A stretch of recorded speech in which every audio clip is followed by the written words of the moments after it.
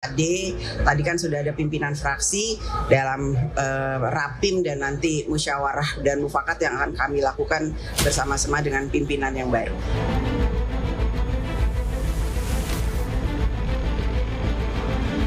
Nah, makanya kita perlu yang lebih efisien agar bisa kerja lebih maksimal, yaitu dengan penambahan komisi.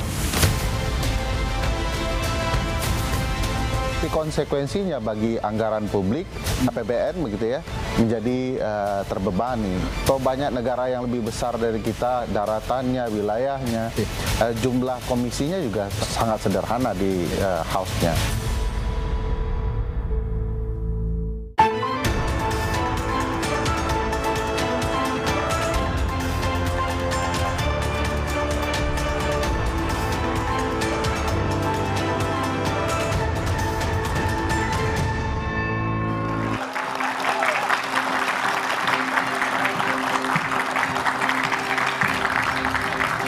Selamat malam saudara, meski belum ada kepastian berapa jumlah kementerian di pemerintahan Prabowo Gibran, rencana penambahan komisi di DPR terus digodok dan dimatangkan. Sejumlah fraksi menyatakan penambahan jumlah komisi di DPR dilakukan sebagai bentuk penyesuaian jumlah kementerian dan guna menjaga kinerja mereka. Namun pernyataan ini diragukan.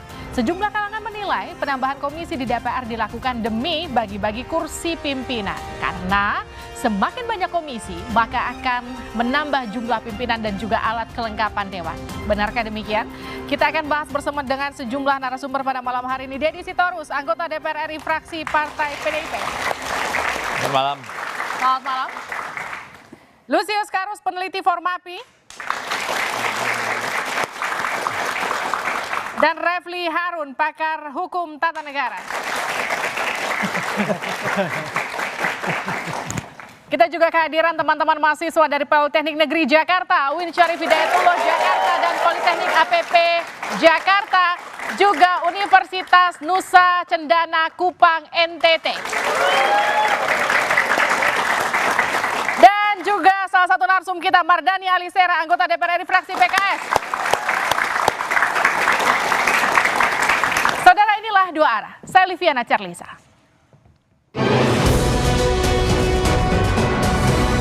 Rencana penambahan komisi di DPR RI semakin mengemuka. Dikabarkan jumlah komisi akan bertambah dari 11 menjadi 12 atau 13. Komunikasi dan koordinasi lintas fraksi terus dijajaki sambil menunggu kepastian jumlah kementerian di Kabinet Prabowo Gibran. Sejumlah partai politik mengklaim penambahan dilakukan demi menjaga kinerja wakil rakyat di Senayan. Saya kira prinsip dasarnya adalah bagaimana supaya kinerja DPR itu tetap bisa terjaga dengan baik, tetap berkualitas, sekalipun memang ada penambahan jumlah kementerian kelembagaan. Kalau memang diperlukan dalam konteks mempertahankan kinerja itu, ya saya kira ya tidak ada masalah kalau memang itu perlu ditambah gitu. Kami siap dari Partai PAN, mau 11 komisi oke, 13 komisi juga nggak apa-apa gitu. PDI Perjuangan dan PKB menilai penambahan komisi di DPR RI adalah konsekuensi dari rencana penambahan jumlah kementerian Kabinet Prabowo Gibran. Konsekuensi logisnya seperti itu, dalam arti bahwa ini pasti akan melebarkan penugasan dari di DPR sendiri sebagai mitra dari pemerintah gitu, sehingga seperti yang beredar juga yang kami dengar juga menjadi 13, kurang lebih seperti itu gitu. Tetapi kan penambahan komisi itu yang pertama adalah untuk mengantisipasi bertambahnya kementerian, ya, sehingga bertambahnya kementerian itu kalau semua tidak ada penambahan komisi, dianggap satu komisi mungkin nanti terlalu padat acaranya. Yang kedua adalah kita berharap penambahan komisi itu semakin mengefektifkan peran-peran anggota, ya. Pakar hukum tata negara menilai penambahan komisi jadi ajang bagi partai politik untuk negosiasi dan berbagi kursi pimpinan komisi dan alat kelengkapan di DPR RI. Nah, harusnya jumlah kementeriannya tidak ditambah sehingga jumlah komisi tidak bertambah. Sehingga kerja-kerja maksimal teman-teman di parlemen juga betul-betul bisa berjalan. Yang saya khawatirkan penambahan ini hanya bicara penambahan kekuasaan baru saja, termasuk di parlemen. Ya, ruang-ruang yang kemudian bisa dinegosiasikan secara politik juga akan bertambah. Jadi apakah ini bicara efektivitas pemerintahan dan teman-teman di parlemen? Saya agak ragu di ruang itu. Meski belum ada kepastian berapa jumlah kementerian di pemerintahan yang akan datang, rencana penambahan komisi di Senayan terus dimatangkan. Pertanyaannya, benarkah penambahan komisi DPR RI bakal menunjang dan meningkatkan kinerja para wakil rakyat di Senayan atau hanya jadi ajang bagi-bagi kursi di DPR RI?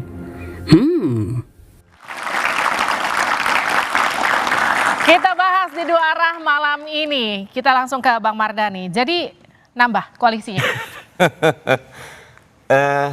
Koalisi di pemerintahan mungkin akan pasti sesudah pelantikan. Oke. Kalau di komisi menurut saya tidak elok dibuat penambahan sebelum ada keputusan dari eksekutif. Karena itu akan berpengaruh ketika koalisinya bertambah, otomatis nanti PKS juga akan masuk ke dalam barisan pemerintah. Sebetulnya itu akan sangat tergantung kepada leadership Pak Prabowo. Karena Pak Prabowo ini punya kelebihan. Nyun saya udah ya. Kalau Kenapa ke saya? dibanding maksud saya gini, dibanding Pak Jokowi kan berhutang budi dalam tanda kutip kepada PDIP. Masa? Saat itu. Iya. Sehingga harus banyak. Dan Pak Prabowo ini beliau jadi presiden dan ketua umum partai. Jadi kalau beliau mau bikin lean kabinet bisa. Tapi karena beliau ingin utang juga sama Pak Jokowi. Itu nanti dijelasin dah. Saya tidak ke situ. Nah, makanya maksudnya gini, intinya saya ikut dalam panja Kementerian Negara. 34 itu kan dikunci. Saya berpendapat jangan dikunci. Tetapi lebih baik lebih sedikit. Bukan lebih banyak. Bukan lebih banyak. Karena reformasi birokrasi itu bikin struktur kayak fungsi. Jadi kalau makin banyak koordinasi, sinergi, kolaborasi kadang-kadang lebih susah. Walaupun tetap saja kalau leadershipnya kuat, semua mudah. Tapi bukannya kalau bagi-bagi kursinya makin banyak itu makin nyaman nanti di dalam, enggak ya?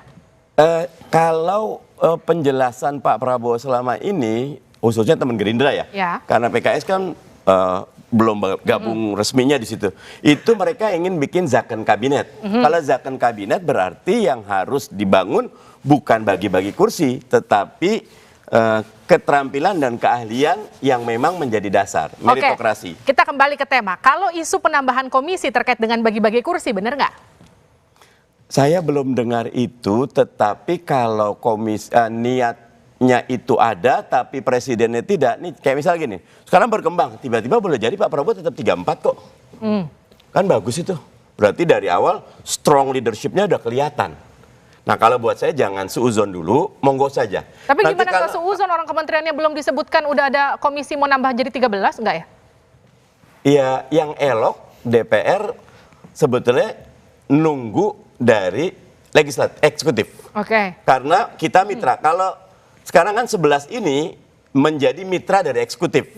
Kalau eksekutifnya belum jelas, ya legislatif tidak bisa membuat prediksi duluan, harus di eksekutif duluan. Saya ke Bang Refli. Bang Refli, kalau komisinya ditambah yang diuntungkan itu sebenarnya siapa? Sebenarnya begini, yang ditambah itu jangan komisi, tapi keberanian harusnya. Kenapa gitu? Terutama keberanian untuk mendiskualifikasi Fufu Fafa itu. Jadi gini, saya sebenarnya tidak terlalu tertarik ketika angkanya tidak signifikan ya, dari 11 ke 12 ke 13. Tetapi melihat kenapa kemudian kita kok arahnya bukan tadi kayak fungsi gitu ya, lebih efisien, lebih efektif, tapi kok ingin membesar-besarkan. Jadi ketika misalnya Undang-Undang Kementerian Negara disahkan untuk memberikan cek kosong kepada Prabowo Subianto, menurut saya itu luar biasa. Dia bisa bikin 34, 36, 100 menteri kayak Bung Karno pernah gitu. Nah ini yang menurut saya kontrol legislatifnya itu kendor sekali. Nah saya berharap dua orang ini kan di depan saya ini kan elemen-elemen oposisi sesungguhnya. Jadi walaupun PKS misalnya nanti gabung dengan pemerintah, Mardhani oposisi calon koalisi loh ini. Elemen oposisinya. Kalau Dedi sih berpengalaman ya, kadang-kadang oposisi, kadang-kadang pro pemerintah. Dia berpengalaman. Cuman dia tetap vokal. Di oposisi dia vokal, di pemerintahan dia vokal juga. Karena itu menurut saya memang ya, saya sih ingin mengkritiknya ke Prabowo-nya, ke presidennya.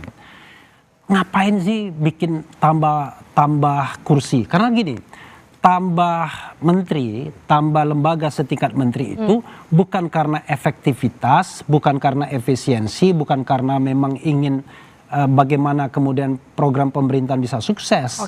Lebih terkesan untuk memberikan akomodasi. Nah itu Bang Deddy, coba tolong dijawab. Tapi kalau misalnya diimbangi dengan jumlah komisi yang cuma beda 1-2, saya nggak terlalu tertarik. Yang tertariknya tadi, pemerintah itu menambah dari 34, konon katanya ke 40. 44. Ya, atau 44 misalnya. Nah itu kan signifikan. Saya ingat betul ya, dulu ketika nomenklatur kementerian itu diubah, misalnya dari Menkumdang ke Menkumham dan lain sebagainya, itu butuh 1 tahun itu administrasi pemerintahan bisa berubah. Apalagi sekarang. Dan jangan lupa, menterinya barangkali bisa cepat adjustment, karena orang politik cepat kan, wah gininya. Tapi yang akan berat itu adalah di birokrasi bawahnya. Karena akan ada dirjen, sekjen yang baru. Dan itu waiting untuk, wah ini kesempatan untuk mendapatkan jabatan-jabatan baru. Bang Deddy, penambahan komisi itu hanya sekedar akomodasi kalau kata Bang Refli, gimana tuh? Ya semua bebas berpendapat. Tetapi hari ini faktanya belum ada upaya apapun terkait dengan penambahan komisi. Karena itu semua tergantung nanti apakah kabinet itu memang portofolionya ditambah. Jadi memang ada 2 faktor, faktor eksternal dan internal. Apa itu faktor eksternal? Nanti jumlah kabinet yang dibentuk oleh Presiden Prabowo. Dari sisi internal memang sudah lama menjadi perdebatan. Misalnya anggota satu komisi itu 54 orang. Jadi kalau rapat itu dari pagi sampai malam kadang nggak kelar. Padahal dia punya banyak mitra. Ya seringkali bahkan harus diulang, ditunda, orang yang mitra yang sudah nunggu harus pulang. Yang kedua itu karena banyaknya orang ya di dalam satu komisi. Yang kedua banyaknya mitra. Ya satu komisi itu bisa sampai 12, 14 mitranya. Kami 16. Sampai 16, ada 16. Jadi itu juga dalam fungsi pengawasan dan sebagainya itu berat sekali sebenarnya. Ya.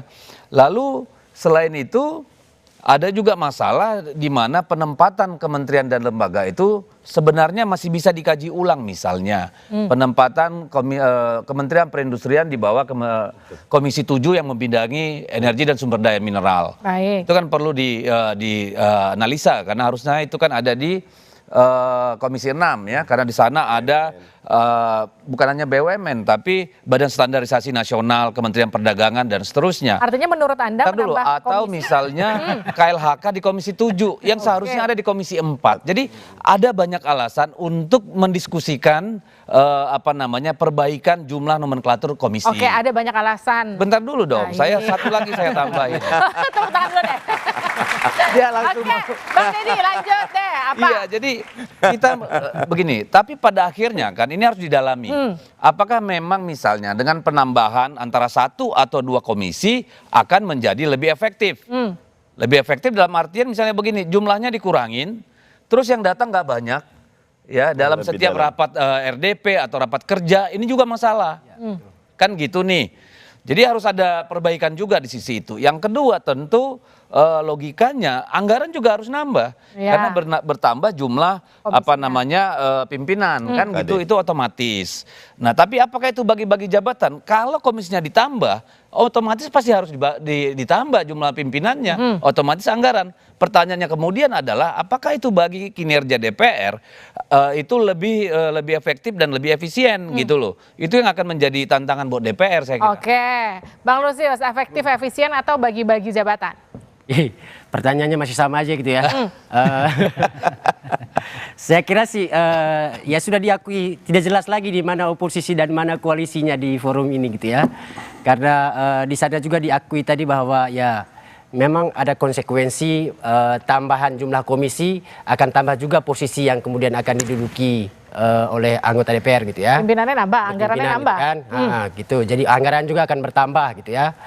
Jadi saya kira sih kebijakan evaluasi komisi tambah atau kurang tuh memang selalu terjadi di awal periode gitu ya. Dan kan itu memang perintah di Undang-Undang MD3, jadi setiap awal periode memang ada pembicaraan soal itu gitu ya. Saya cuma tertarik mungkin untuk mengomentari apa yang terjadi beberapa hari ini gitu ya, karena menunggu keputusan tambah atau kurang ini jumlah komisi, anggota DPR belum ada aktivitas di komisi dulu gitu ya. Padahal kan mestinya bisa lanjut aja dulu 11 komisi yang sebelumnya gitu ya. Sambil menunggu kemudian ada perkembangan terbaru gitu dari pemerintah, ada tambahan jumlah kementerian, DPR merasa perlu kemudian menambah jumlah komisi gitu ya. Ya lalu saat itu kemudian ada penyesuaian gitu ya.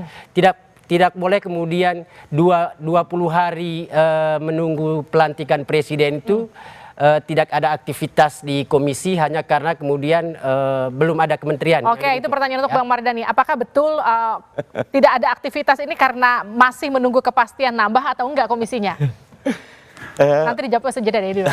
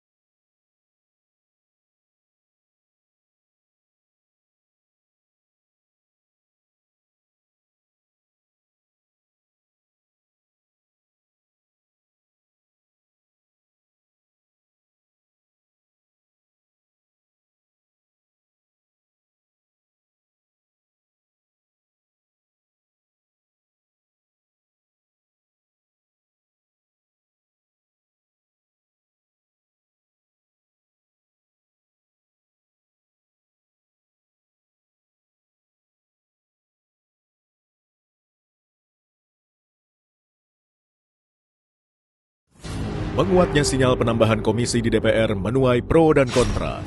Jumlah komisi di DPR yang diperkirakan akan bertambah dari 11 menjadi Tapi apakah pengawasan di DPR akan efektif dengan penambahan komisi mungkin perlu dikaji baik-baik. Bukankah pemecahan kabinet itu juga sudah pernah secara substansi dikaji atau diawasi oleh DPR. Kan menteri yang pecah itu, kementerian yang pecah itu adalah wilayah yang hampir sama dengan yang diawasi oleh komisi di DPR. Jadi hampir tidak diperlukan. Saya merasa perlu menekankan bahwa kualitas proses pengawasan ada pada jumlah anggota dan kualitas anggotanya. Kita lanjutkan dua arah. Tadi pertanyaannya ke Bang Mardhani. Jadi menunggu ada atau enggaknya penambahan komisi 20 hari DPR masih belum kerja? Saya cerita ya, kami masuk 28 tuh karantina. 29 acara MPR. 30 acara KPU. 1 pelantikan. Itu pagi sampai sore. Itu hari Selasa. Rabunya dari jam 7.30 udah rapat fraksi karena menentukan siapa jadi calon untuk ketua fraksi atau di DPR atau MPR. Jam 10 rapat paripurna sampai jam 2. Malamnya rapat lagi penetapan ketua DPR. Itu hari Rebo sampai sekitar jam 9.10. Kalau teman-teman DPD sampai jam 2 dini hari. Besoknya jam 10 kami udah rapat lagi untuk penetapan pimpinan MPR. Itu hari Kamis. Nah, sampai siang. Sorenya kami rapat lagi. Persiapan bagaimana tren dan semuanya standby. Tidak boleh keluar daerah walaupun ada yang izin karena lagi kampanye pilkada. Tapi Senin segera balik lagi. Jadi kami justru diperintahkan standby Senin pagi harus sudah di Jakarta karena pengumuman-pengumuman akan banyak berlaku. Jadi kalau menunggu nanti kita lihat hari Senin. Tapi kalau buat saya rugi sekali. Sudah dilantiknya susah-susah, cari suara susah-susah. Senin itu sampai hari Minggu tanggal 20 adalah hari sibuk kita. Kalau sebagai DPR memang tidak ada saya kira kegiatan yang melibatkan komisi-komisi. Ya, karena kan kalau dibentuk pun misalnya komisi berdasarkan komisi yang lalu apa namanya melakukan kerja dengan mitranya juga tinggal hitungan hari lagi ngepak-ngepak apa ini apa namanya bukunya ala barang-barangnya di kantor. Masih ada yang kerja kayaknya memang masih ada yang kerja kan menterinya saya bilang kan. Nah kemudian kalau ini justru kesempatan untuk partai di fraksi misalnya pimpinan partai dan fraksi itu memprofiling anggota misalnya. Ini cocoknya di komisi mana, ini komisi mana. Karena misalnya kita itu ada 62 anggota yang bertahan incumbent. Tapi 48 itu baru sama sekali. Ini kan kesempatan untuk kita melakukan orientasi kepada mereka yang sama sekali masih baru, yang dari daerah terutama ya. Terus kemudian juga kita melakukan katakanlah semacam review terhadap kinerja prolegnas yang kemarin misalnya. Lalu kita mengidentifikasi untuk ke depan undang-undang apa saja yang menjadi prioritas bagi PDI Perjuangan. Jadi kalau dikatakan DPR-nya tidur secara kelembagaan, yes, tapi secara fraksi dan badan-badan lain saya kira tetap bekerja. Nggak gitu berarti Bang Lusius? Ya semoga aja sih, tapi kan kita ingin melihat juga misalnya bagaimana komisi-komisi itu mulai juga memikirkan misalnya legislasi apa yang dibutuhkan dari komisi terkait misalnya komisi 1 luar negeri atau pertahanan gitu ya, komisi 2 pemerintahan dalam negeri gitu ya. Yang kayak gitu-gitu kan perlu juga orientasi anggota baru itu mungkin di alat kelengkapan gitu ya, sehingga mereka nanti siap juga saat sudah ada pembentukan komisi yang pasti gitu, mereka kemudian bisa langsung bekerja gitu ya. Jadi saya pikir aktivitas fraksi juga perlu disampaikan ke publik mungkin gitu ya, untuk menjelaskan bahwa kami nggak tidur loh di DPR. Di fraksi-fraksi itu sudah ada pembicaraan soal legislasi misalnya yang mau diusulkan untuk prolegnas 2025-2029 gitu. Gitu. Jadi Anda mau bilang bahwa orientasi itu nggak penting-penting amat, yang penting langsung kerja aja dulu gitu. Ya kan kerja, orientasi itu kan bagian dari kerja juga yang mestinya harus mulai dilakukan gitu ya. Jadi itu yang saya kira perlu ditunjukkan oleh DPR itu loh. kasihan aja semangat di hari pertama pelantikan tuh loh. Untuk anggota DPR baru yang mungkin fraksinya nggak seperti PDIP, mereka akan merasa wah enak benar jadi anggota DPR nih, udah dilantik langsung duduk diem gitu. Nah, karena seluruh anggota DPR ini sedang menunggu pertemuan antara Prabowo dan Megawati soalnya. Jadi sebenarnya komisinya nambah, nunggu koalisinya nambah apa enggak gitu ya? Akan menentukan ya kan, apakah nanti akan ada penambahan kementerian. Nah itu dia, koalisinya nambah enggak, kementeriannya nambah enggak, baru menentukan komisinya nambah enggak gitu ya? Jadi oposisi atau bagian dari pemerintahan, kan begitu. Nah ini menarik nanti kalau semuanya nanti gabung sebagai grand coalition gitu ya. Nggak apa-apa lah, saya sama Lucius saja yang jadi oposisi. Jadi lahan kita lebar. Tapi saya kira kalau soal kementerian pasti ini kan kita mendengar sudah cukup lama ya di pihak presiden terpilih itu sudah ada timnya yang mengkaji, memikirkan soal nomenklatur kementerian. Jadi nggak mungkin kalau menurut saya tiba-tiba karena perkembangan 10 hari langsung tiba-tiba nambah kementerian yang kan analisanya harus detail gitu ya. Dari mana nanti ASN-nya, anggarannya gimana, sudah ada cantolan belum di APBN, kan nggak semudah itu juga seperti yang kita bayangkan gitu loh. Gedungnya di mana, berapa anggarannya, kendaraan dinasnya cukup enggak. Jadi saya nggak bisa membayangkan kalau tiba-tiba, anggaplah kira-kira karena Ibu Mega ketemu dengan Pak Prabowo, terus nomenklatur kementerian bertambah, itu kan menurut saya ya nggak kayak gitu juga kali, gitu kan. Jadi mungkin saya kira ini nanti yang harus kita lihat, karena kan selama ini sudah berkembang di publik antara 40 sampai 44 kementerian, dan itu kita lihat nanti. Tapi kalau saya pribadi sebagai anggota DPR bilang jangan dulu.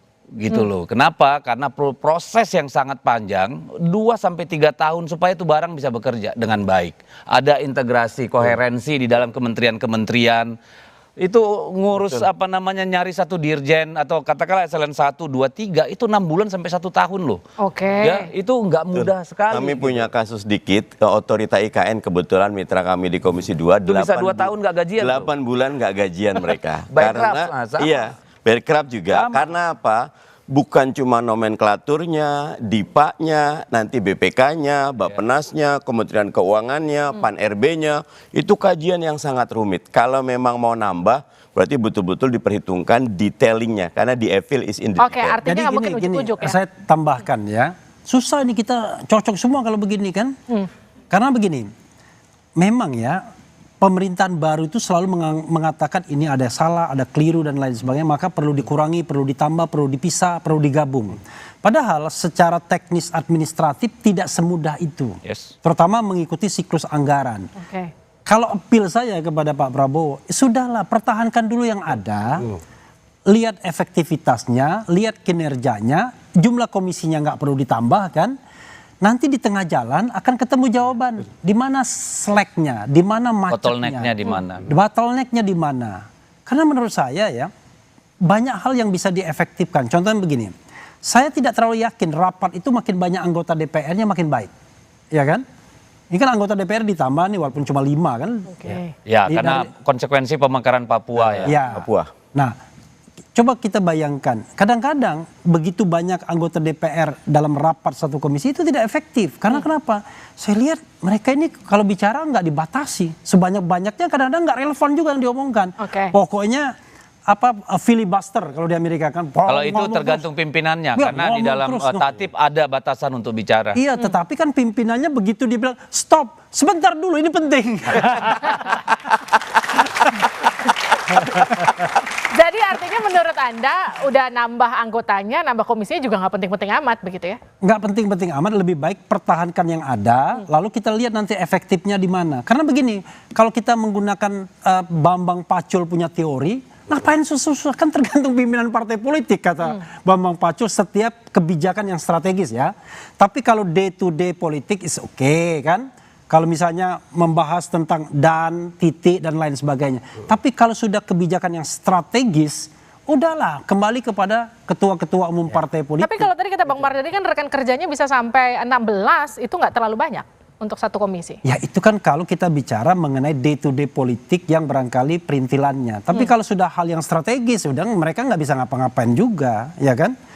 Keputusan apakah PDIP gabung dengan pemerintahan itu kan bukan Dedi yang memutuskan. Iya, Ded ya? Ada dinamika. Soal keputusan kan pasti ketua umum karena diberikan mandat kan. Di semua partai saya kira sama. Tapi apakah ada perdebatan di partai politik? Sangat ada. Kayak Bang Mardhani Alisera, begitu diundang di podcast Refli Harun, gimana baiknya? Lebih baik oposisi kami, tapi rupanya mau bergabung sih. Karena kalau politik kan beda kemarin, beda sekarang. Karena Mbak Puan terakhir udah bilang insya Allah kalau ditanya mau gabung ke koalisi atau enggak. Jadi gimana tuh kira-kira nanti Bang Dedi? Apakah kemudian nanti PDIP akan masuk ke dalam koalisi pemerintahannya Prabowo Gibran, itu juga nanti efeknya akan berpengaruh pada kementerian dan juga termasuk ke komisi? Saya kira kalau terhadap kementerian saya kira tidak, karena terlalu pendek jarak yang disediakan ya untuk kemudian gara-gara ada PD Perjuangan tambah nih kementerian. Nggak gitu juga kali, ada undang-undang dan regulasi yang membatasi. Nggak nambah, tapi orangnya bisa berubah. Jadi kita kan nggak bisa juga bilang yang belum terjadi terus pasti begini, ya nggak juga. Sampai hari ini kan kita belum memutuskan sikap, tapi realitanya kita lihat semua masalah yang kita hadapi ini memang benar-benar luar biasa. Tapi benar kayak gini, pertemuan Bu Mega dan Pak Prabowo itu akan mengubah semua peta yang sudah disusun sebelumnya. Nanti dijawab kita lihat setelah ketemu. Yang jelas mengubah.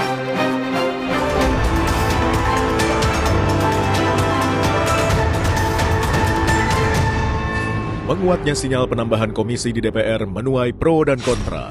Jumlah komisi di DPR yang diperkirakan akan bertambah dari 11 menjadi 13 disinyalir jadi ajang bagi-bagi kue kekuasaan. Seberapa efektif dan efisien kinerja DPR nanti dengan adanya penambahan komisi? Temukan jawabannya dalam 2 arah. DPR RI tambah komisi demi bagi-bagi posisi, Jumat 4 Oktober pukul 8:30 malam, live di Kompas TV. Menguatnya sinyal penambahan komisi di DPR menuai pro dan kontra. Jumlah komisi di DPR yang diperkirakan akan bertambah dari 11 menjadi 13 disinyalir jadi ajang bagi-bagi kue kekuasaan. Seberapa efektif dan efisien kinerja DPR nanti dengan adanya penambahan komisi? Temukan jawabannya dalam 2 arah. DPR RI tambah komisi demi bagi-bagi posisi, Jumat 4 Oktober pukul 8:30 malam, live di Kompas TV. Menguatnya sinyal penambahan komisi di DPR menuai pro dan kontra. Jumlah komisi di DPR yang diperkirakan akan bertambah dari 11 menjadi 13 disinyalir jadi ajang bagi-bagi kue kekuasaan. Seberapa efektif dan efisien kinerja DPR nanti dengan adanya penambahan komisi? Temukan jawabannya dalam 2 arah. DPR RI tambah komisi demi bagi-bagi posisi, Jumat 4 Oktober pukul 8:30 malam, live di Kompas TV. Menguatnya sinyal penambahan komisi di DPR menuai pro dan kontra. Jumlah komisi di DPR yang diperkirakan akan bertambah dari 11 menjadi 13 disinyalir jadi ajang bagi-bagi kue kekuasaan. Seberapa efektif dan efisien kinerja DPR nanti dengan adanya penambahan komisi? Temukan jawabannya dalam 2 arah. DPR RI tambah komisi demi bagi-bagi posisi, Jumat 4 Oktober pukul 8:30 malam, live di Kompas TV. Menguatnya sinyal penambahan komisi di DPR menuai pro dan kontra. Jumlah komisi di DPR yang diperkirakan akan bertambah dari 11 menjadi 13 disinyalir jadi ajang bagi-bagi kue kekuasaan. Seberapa efektif dan efisien kinerja DPR nanti dengan adanya penambahan komisi? Temukan jawabannya dalam 2 arah. DPR RI tambah komisi demi bagi-bagi posisi, Jumat 4 Oktober pukul 8:30 malam, live di Kompas TV. Menguatnya sinyal penambahan komisi di DPR menuai pro dan kontra. Jumlah komisi di DPR yang diperkirakan akan bertambah dari 11 menjadi 13 disinyalir jadi ajang bagi-bagi kue kekuasaan. Seberapa efektif dan efisien kinerja DPR nanti dengan adanya penambahan komisi? Temukan jawabannya dalam 2 arah. DPR RI tambah komisi demi bagi-bagi posisi, Jumat 4 Oktober pukul 8:30 malam, live di Kompas TV. Menguatnya sinyal penambahan komisi di DPR menuai pro dan kontra. Jumlah komisi di DPR yang diperkirakan akan bertambah dari 11 menjadi 13 disinyalir jadi ajang bagi-bagi kue kekuasaan. Seberapa efektif dan efisien kinerja DPR nanti dengan adanya penambahan komisi? Temukan jawabannya dalam 2 arah. DPR RI tambah komisi demi bagi-bagi posisi, Jumat 4 Oktober pukul 8:30 malam, live di di Kompas TV. Menguatnya sinyal penambahan komisi di DPR menuai pro dan kontra. Jumlah komisi di DPR yang diperkirakan akan bertambah dari 11 menjadi 13 disinyalir jadi ajang bagi-bagi kue kekuasaan. Seberapa efektif dan efisien kinerja DPR nanti dengan adanya penambahan komisi? Temukan jawabannya dalam Dua Arah.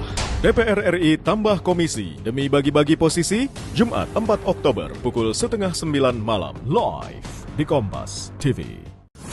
Menguatnya sinyal penambahan komisi di DPR menuai pro dan kontra. Jumlah komisi di DPR yang diperkirakan akan bertambah dari 11 menjadi 13 disinyalir jadi ajang bagi-bagi kue kekuasaan. Seberapa efektif dan efisien kinerja DPR nanti dengan adanya penambahan komisi? Temukan jawabannya dalam Dua Arah. DPR RI tambah komisi demi bagi-bagi posisi, Jumat 4 Oktober pukul 8:30 malam, live di Kompas TV. Menguatnya sinyal penambahan komisi di DPR menuai pro dan kontra. Jumlah komisi di DPR yang diperkirakan akan bertambah dari 11 menjadi 13 disinyalir jadi ajang bagi-bagi kue kekuasaan. Seberapa efektif dan efisien kinerja DPR nanti dengan adanya penambahan komisi? Temukan jawabannya dalam Dua Arah. DPR RI tambah komisi demi bagi-bagi posisi, Jumat 4 Oktober pukul 8:30 malam, live di Kompas TV. Menguatnya sinyal penambahan komisi di DPR menuai pro dan kontra. Jumlah komisi di DPR yang diperkirakan akan bertambah dari 11 menjadi 13. Ya, dilema bagi partai-partai di parlemen, bagaimana pola pengawasan. Tapi konsekuensinya bagi anggaran publik, APBD, APBN begitu ya, menjadi terbebani. Nah, ini perlu dipertimbangkan secara baik-baik. Toh banyak negara yang lebih besar dari kita, daratannya, wilayahnya, jumlah komisinya juga sangat sederhana di House-nya. Ya, kalau disebar jumlah anggota, bertambah jumlah komisi, tapi kualitasnya juga tidak maksimal untuk mengawasi, pertanyaannya untuk apa komisi itu ditambah? Anda kembali bersama kami di Dua Arah. Jadi kalau tadi bicara soal penambahan komisi di DPR, apakah kemudian semua peta-peta ini juga akan berubah ketika ada pertemuan Bu Mega dengan Pak Prabowo, Bang Det? Jadi gimana tuh? Kenapa? Sorry? Pertemuan Bu Mega dengan Pak Prabowo nantinya akan mengubah peta apa yang sudah dihitung-hitung dari sekarang, termasuk soal penambahan komisi. Saya harus tanya 2 kali karena out of topic nih si Livi. Sama loh soal komisi loh. Ya, kalau soal apakah pertemuan Ibu Megawati dengan Pak Prabowo mengubah konstelasi, saya kira tidak. Dalam artian konstelasi konfigurasi politik, ya. Karena apa? Karena kan sebenarnya relatif siapa sih yang masih di luar, kan tinggal PDI Perjuangan. Di luar dalam artian Tapi sebelah belum resmi. Kenapa? Sebelah belum resmi. PKS sudah di dalam. Belum resmi tapi udah sering kopi-kopi lah. Yang belum ketemu Prabowo sih. Jadi saya kira enggak, kalaupun kita berada dalam mendukung pemerintahan, belum tentu kan juga bahwa itu berarti kita berada di dalam kabinet. Ya, tapi itu nanti kan silakan biar Ibu Megawati sebagai ketua umum partai yang diberikan mandat untuk mendalami dan memutuskan soal itu, ya. Nah, apa dampaknya? Saya kira dampak politiknya tentu kepada presiden terpilih, karena dengan dukungan penuh dari parlemen, maka akan lebih percaya diri dalam membuat keputusan-keputusan yang sulit, ya. Ini tentu yang menjadi pertimbangan. Lalu mungkin nanti kayak orang seperti Refli Harun kan akan nanya loh, terus ini oposisi gimana? Ini problemnya lagi-lagi kita nih, kalau menurut saya ya, konstitusi kita itu kan memberi pemahaman bahwa yang melakukan koreksi atau katakanlah check and balances, kontrol terhadap eksekutif itu lembaga legislatif. Tidak peduli apakah dia ada di dalam pemerintah atau di luar pemerintah. Sebenarnya lembaga legislatif itu sebagai sebuah lembaga, tugasnya memang mengawasi, mengontrol, check and balances terhadap lembaga eksekutif dalam pelaksanaan pengelolaan pemerintahan gitu. Nah, cuma memang kan kita ini kan juga aneh.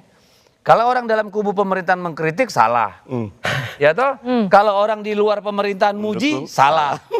Jadi kita ini softwarenya, gitu ya. Ini kan konstitusi kita beda dengan parlementer. Ya seperti Inggris misalnya ya, yang memang hanya ada 2 partai yang dominan, misalnya begitu kan. Nah ini yang memang masih menjadi problem di kita. Tapi kami berharap bahwa apapun sepanjang kebijakan yang diambil oleh pemerintah baru nanti sejalan dengan apa yang menjadi cita-cita perjuangan PDI Perjuangan, pasti kita dukung. Tapi sekecil apapun misalnya penyimpangan terhadap cita-cita bersama itu, kami pasti akan kritisi. Saya tambahkan ya. Inilah problemnya kalau kemudian kita tidak mengikuti apa yang diteorikan orang yang sudah merupakan temuan kan. Jadi memang sistem pemerintahan presidensial itu tidak kompatibel dengan sistem partai yang begitu banyak. Jadi partainya di parlemen sekarang memang 8, tetapi yang ikut pemilu kan 16 kalau tidak salah. 18. Kemudian partai-partai yang tidak ikut pemilu juga banyak. Nah ini yang menyebabkan kemudian tidak simpel jadinya. 8 pun kan tidak simpel. 8 itu berarti ada 8 fraksi. Dulu kan memang ada misalnya ide untuk fraksi nggak boleh banyak-banyak dong. Fraksi itu cukup 2, ada yang bilang 2 dulu ya. 2 itu fraksi yang pro pemerintah, fraksi yang barangkali pengontrol pemerintah. Atau 3, fraksi yang memang betul-betul mengatakan mendeklar pro pemerintah, ini oposisi, kemudian ini netral. Cuma kan dalam dinamika politik di Indonesia ini agak susah.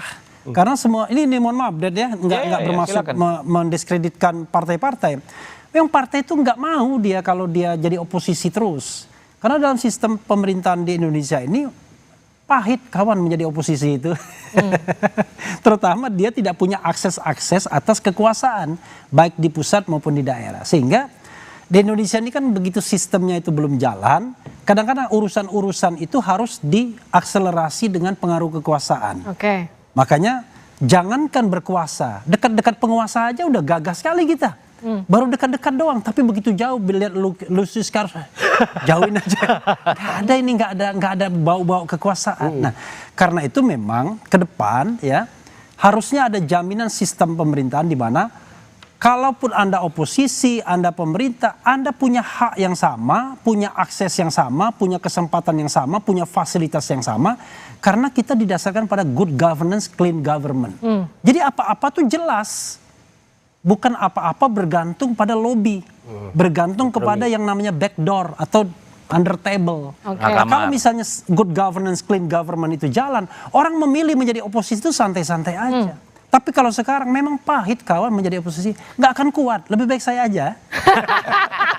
Gimana tuh? Bukan berarti di kekuasaan pasti manis ya. Karena juga di kita ini kan ada kejadian kan, yang di dalam kekuasaan belum tentu berkuasa. Bisa juga ditikung. Bisa juga ditikung, bisa juga macam-macam kan. Kalau kita lihat sepanjang 10 tahun ini misalnya lebih jumawa yang namanya relawan daripada partai politik kan. Itu kan realita. Gitu loh bahwa berkuasa. Tapi kalau lebih jumawa relawan kenapa PDIP tertarik masuk ke koalisi? Relawan itu saya usulkan ini relawan lebih gampang ketemu Kapolri daripada anggota DPR loh. Itu realita atau ketemu presiden. Jadi belum tentu juga ada di kekuasaan berarti penguasa. Karena itu saya usulkan relawan dibubarkan. Tidak boleh ada relawan atau organisasi yang menggunakan nama presiden terpilih sebagai organisasinya. Karena itu akan ada abuse of power potensi ya. Dan penyalahgunaan jabatan jadinya. Tapi saya nambahin dikit. Jadi gini, kalau nanti semua partai bergabung jangan suuzon dulu bahwa check and balance tidak jalan. Karena saya justru lebih khawatir tadi, Refli udah jelas, kita ini presidensial. Tapi Pak Habibie itu pernah ketemu Pak Lee Kuan Yew.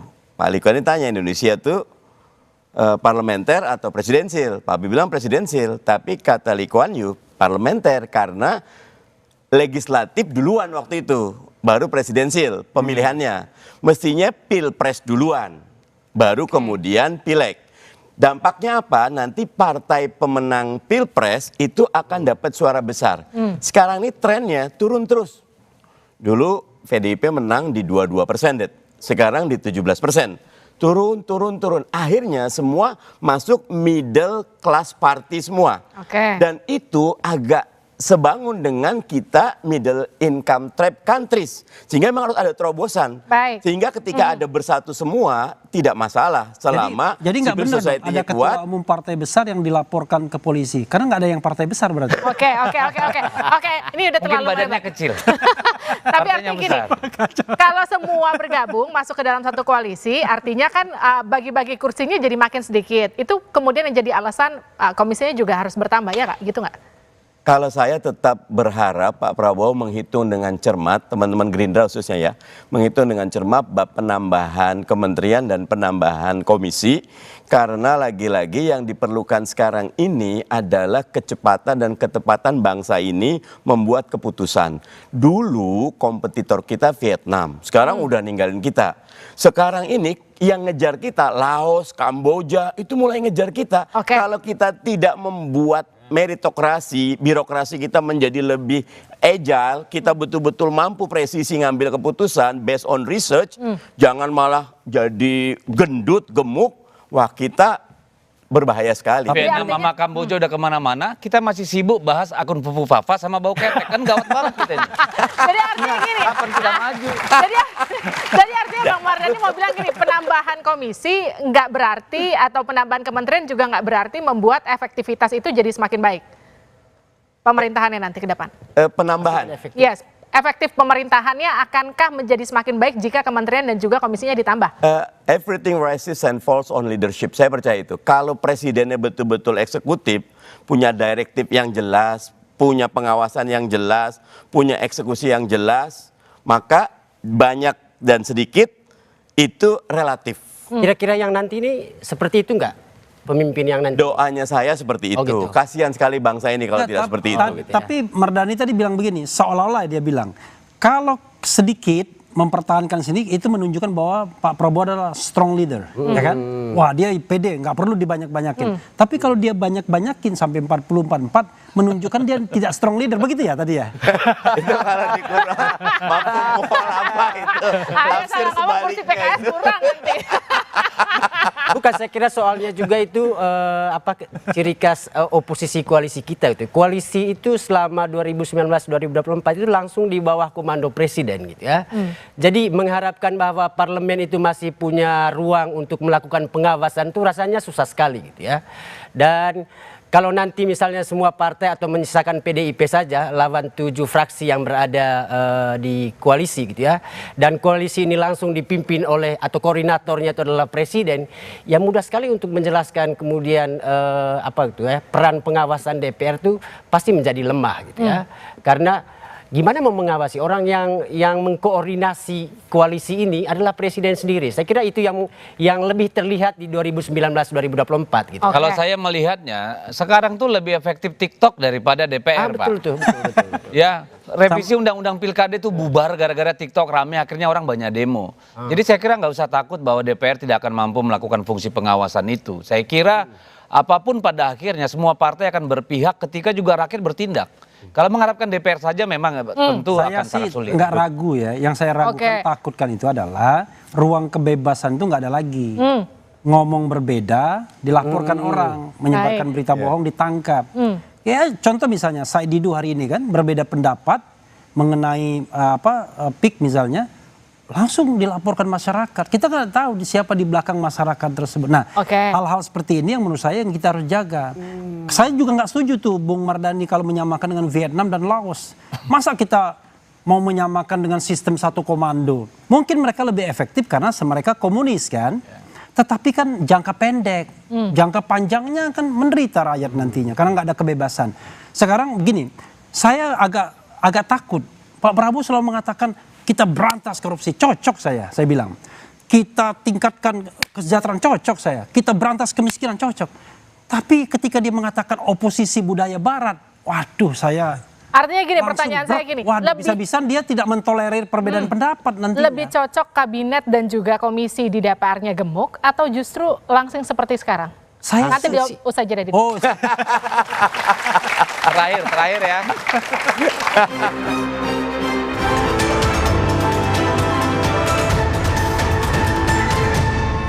Menguatnya sinyal penambahan komisi di DPR menuai pro dan kontra.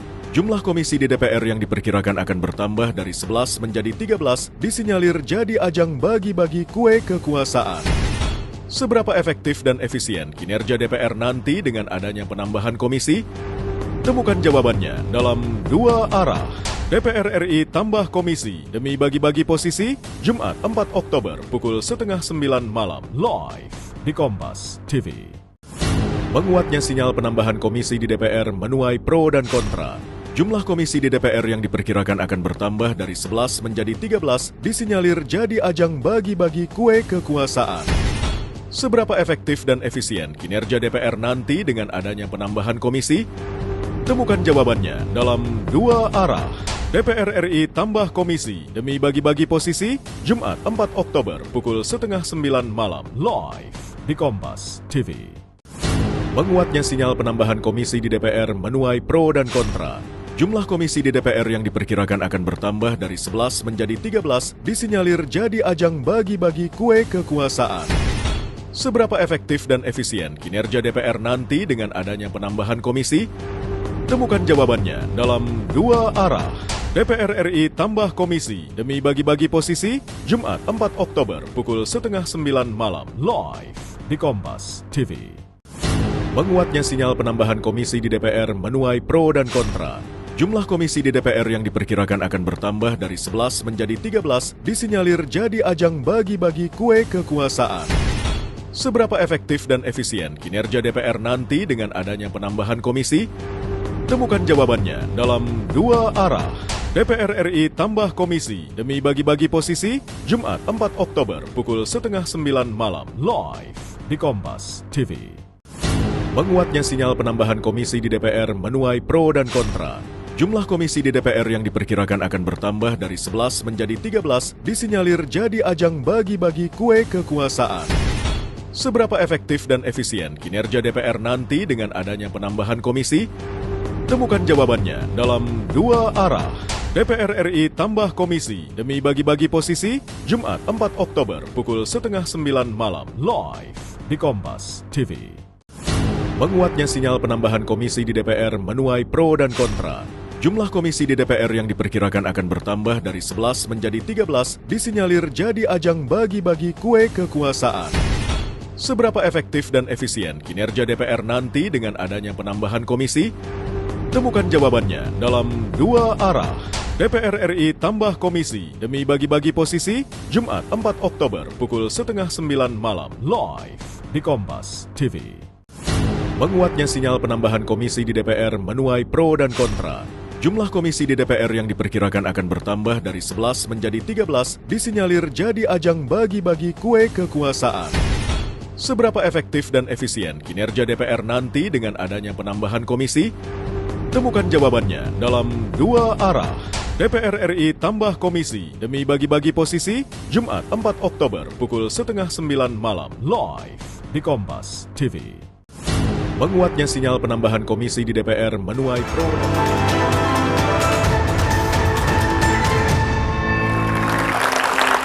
Anda kembali bersama kami di 2 arah. Saya ke Bang Refli dulu. Bang Refli, jadi idealnya di pemerintahan mendatang, kabinetnya ditambah, komisi ditambah, atau gimana baiknya? Yang idealnya menurut saya tetap dulu. Karena begini, kalau kita mau mengevaluasi sesuatu, kita harus serius. Kita harus mengalami dulu dan melihat titik lemahnya di mana. Tapi kalau kita bergerak dengan sebuah asumsi, begini, kan yang melakukan evaluasi ini bisa jadi orang yang belum pernah di dalam kabinet Jokowi kan, alias orang dekat Prabowo lah ya kan.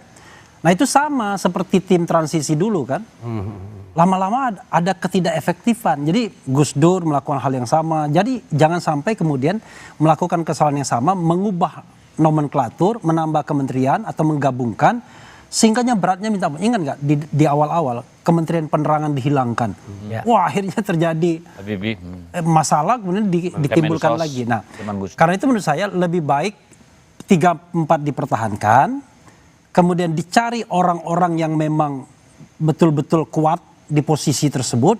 Karena gini, kita banyak-banyakin tetapi yang ditunjuk Menteri Sontoloyo semua kan kacau juga. ya kan? Tapi kalau menterinya benar-benar kuat, kredibel, ya kan, punya kapasitas, saya kira rentang kendali itu nggak susah. Kan tinggal nanti ada dirjennya berapa, sekjennya berapa dan lain sebagainya. Tapi di tengah jalan bisa juga ada relokasi, tetapi jangan sekarang. Kalau sekarang, saya pastikan tuh 6 bulan itu nggak bekerja itu birokrasinya, karena nunggu saya masih di kementerian ini atau enggak, jabatan saya naik atau enggak. Apakah saya masih dirjen atau sekjen atau enggak.